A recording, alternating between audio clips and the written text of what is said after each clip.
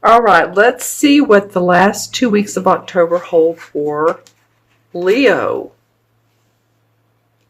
Liking it, Leo. All right. Well, okay, so this is the Chariot card and the Eight of Pentacles, both in themselves very positive cards. My crystal, once I said that, it started rolling off the table. I kid you not. Okay. And I don't mean that's a bad sign. It's just like movement. All right. And that's what this eight of, seven Chariot card is about. This is about moving forward, moving past any blocks, beliefs, challenges you've had, and feeling that all-powerful inner strength and go, go, go. And, here we have the Sphinx, we have the dark, and we have the light. And you've seen the dark and the light, and you've seen both sides. This is a very balanced type of card, if you will. So, Leo, you guys are ready to move forward. You might be moving personally, your house. You might be moving your business. You might be changing jobs. You might be moving out of a relationship, or moving into a relationship and moving in with someone, physically moving in with them, or them you. But I just feel like things are on the go. Things are on the go. It could definitely be about your work, because the Eight of Pentacles comes up, and the Eight of Pentacles tells us that you're working hard to achieve and you're enjoying it. And this is, to me, this is a very positive card with the Pentacles. The Pentacles, of course, are about our money, our finances, our body, our health, anything on the exterior. So it can represent the apprentice, someone who's working newly on an assignment or a job. It can mean that. It might be that you're moving towards a higher either promotion, a raise, or responsibility, or you have more, you've been given a new project, or as I like to say, the Leos are, you guys are always great actors, so maybe you've been given an acting job. I'm just saying, you're working your craft diligently. Whatever craft you do, whatever job you do, whatever service, philanthropic, Leo, you guys, you could work for a bank, or you could do anything, but you're working hard to make things happen, and you're receiving compensation for that. Let's look at the first 2 weeks in November, and I'm going to, interesting what this, oh, wow, okay. And I'm saying wow because this card and another wand card came up in another sign. I think it was here and here. So the first 2 weeks of November is all about, yes, the wands, which are, the wands represent the fire signs, and you're a fire sign. And you know that, I don't have to tell you. We have the 9 and we have the 10. And these cards have been shuffled like 800 million times. So this was meant to be. Okay, so this guy who's been working hard, he's in his work clothes, isn't he? And this one, he has the bandana on. He's been through a little bit of a battle with this work. Things have not been easy. And you're going to need this strength. You're going to need to remember what moves you forward. Because this is reminding me that you've had to stand up for yourself and your abilities and your talents and who you are, your artistic talents and or your practical talents, whatever you're good at. Let's see, something else comes up for me for this. The 9. 9 represents completion. So it could be that you've completed something, very much so. You completed it. Now you're putting all these talents and abilities. You have this burden on your back. I mean, it almost looks like the same guy, different color hair. And you're taking them to a different location. You're moving with them. You're going to take these burdens and drop them one by one to get to this beautiful house, get to what feels like the promised land. The 10 is always the finality. That's it. 9 is you've completed your work. 10 is, okay, I'm done. That's all. I'm letting it go one by one by one so that you can lighten your burden. It almost feels like a very spiritual or metaphysical type of practice as well. And I don't mean that you do that, but it's spiritually good for you to let go of these burdens that you've been holding on to. Interesting that the first 2 weeks of November are so much about the work you do, your passion in life. This is about making money. This is your passion. You've had to stand up for yourself, and you want to take these talents and abilities, but unload them as you move forward. Let's see what the transition card is. Dun, dun, dun, dun, dun. All right, the Five of Swords. Okay, my friends, who's this card hasn't come up in a while. This is about arguments, others being hurt by you or you by them. See how they've put down their swords and they're walking away and you feel victorious. I think this is you. But this is, I'm having to take deep breaths. This has not been easy, has it? This has not been something that you all have just like, oh, this has been a breeze lately. I've, been doing my work. And for a lot of you, I'm just saying, or doing my life and everyone's getting along so peacefully and it's bliss and it's harmony. I don't think so. I think even if you're putting that face on in public or around people, there's been some underlying disagreements.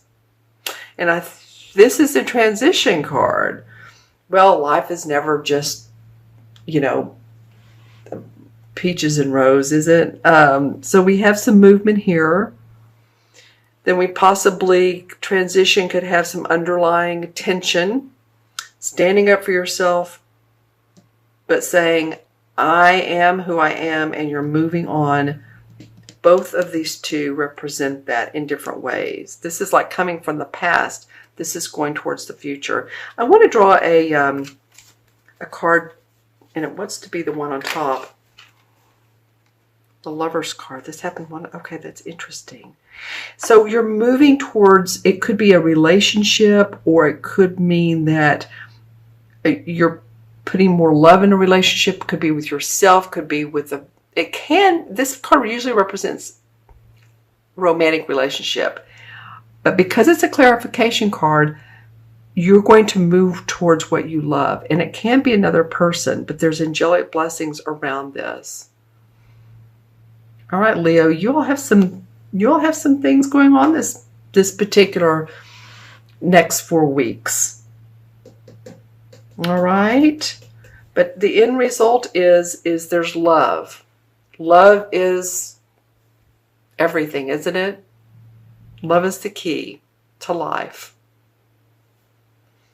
If we love, there's harmony and balance. If we argue, then there's disharmony and imbalance.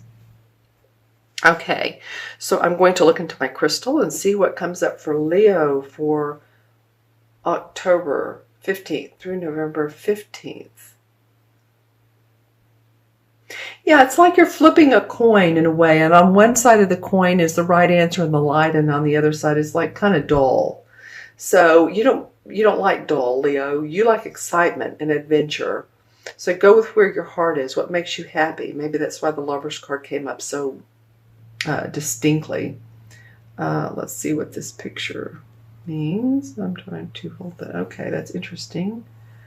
So if I'm looking at this crystal, there's like an arch, and through this arch there's it's a huge doorway, or an opening, let's just say that, like a cave, and there's one person standing outside of there deciding whether to go in there, and I'm not seeing whether it's a cave of crystals or a cave of lions.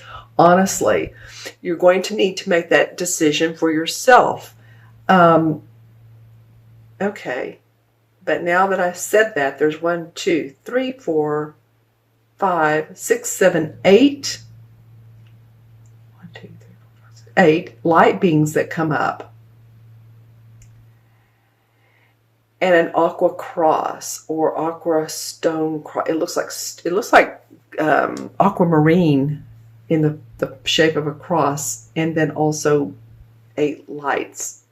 You know, go with your inner intuition. This is a time really now of amping up the spirituality. I do feel like that you're opening the door to that cave.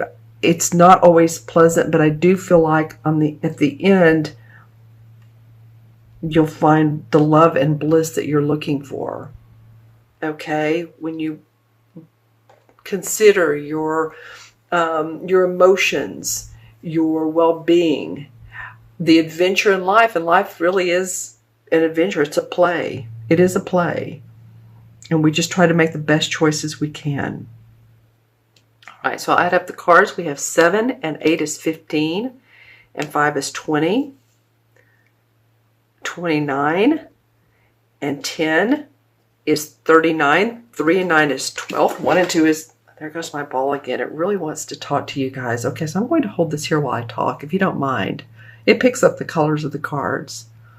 And just when you look in it, you all see if there's anything. Move this over. Okay, so the 3 in numerology. 3 is about communication. It's a color yellow, being open, being positive. 3 life paths. So say your life path is 3, or the life path, or you're born on the 30th or the 3rd or the 12th, anything that is up to 3, you're a very communicative type person. You love to speak, talk. You can be emotional, but that's what we need in life. We need the emotions of life. The 3 in the major arcana cards is the High Priestess, is it not? I'm saying that and I'm like, is the 3 the High Priestess? Ah, we found a good place. Okay, the 3 is the... Oh no, the 3... Well, okay, so this is why I was getting this. The High Priestess is the 3rd card of the major arcanas, but 0 is the Fool, 1 is the Magician, 2 is the High Priestess. So these cards start with 0. That's why I was getting a little bonked out there. But the 3 is the Empress card. And the Empress is very much the feminine aspect, the mother card, the birth card. And not just of babies, birthing of new ideas, rebirth yourself, that you are rebirthing. This could almost go hand in hand with the Judgment card, but it's making things happen through your own abilities and how you want to see things play out. So this could be an archetypal mother as well. Maybe your mother is very important to you at this time, where you need nurturing, you need caring, you need to take care of your body. You're seeing a practitioner, holistic possibly. Just saying some of the different things that can come up for you.